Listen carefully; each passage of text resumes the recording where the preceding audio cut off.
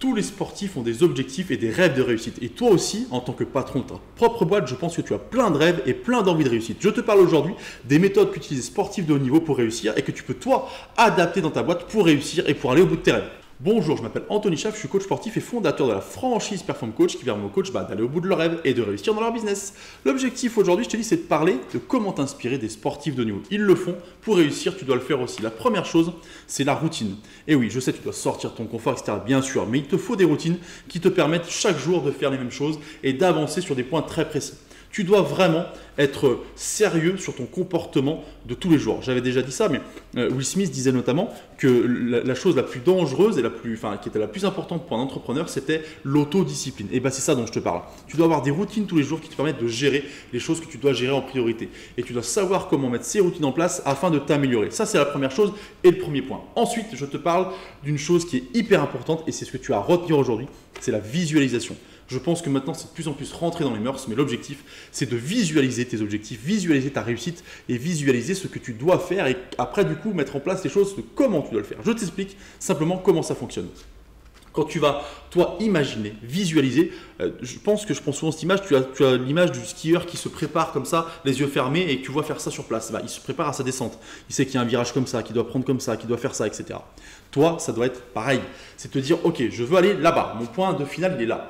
Maintenant, je vais le visualiser. C'est-à-dire, dans 2 ans, 5 ans, 10 ans, je serai ce mec-là, j'aurai réussi comme ça, ma boîte sera comme ça, etc.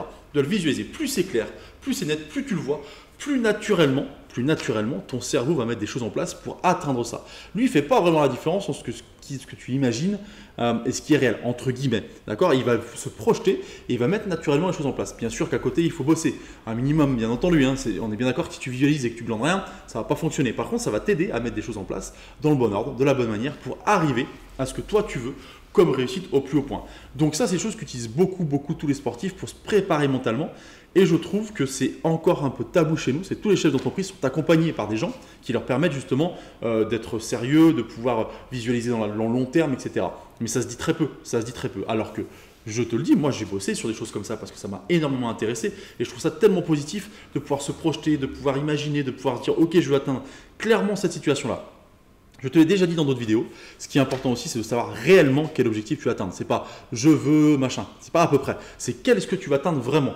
Quel chiffre, quel moment, quoi. C'est ça qui est important. Tu dois vraiment définir le plus précisément possible ce que tu veux pour toi et ton avenir. Et après, il en découle plein de choses qui font que tu vas pouvoir t'organiser pour réussir.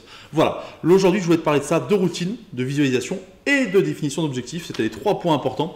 Les choses qu'utilisent tous les sportifs de haut niveau pour réussir. Tu verras jamais un sportif te dire moi, je veux finir la course, quoi. Voilà. Non, il te dira lui, moi, je veux finir premier. Moi, je vise dans les 10. Il y a des gens qui ne peuvent pas faire autrement, donc je vise dans les 10, etc. Je veux être 11e, 12e, etc., etc.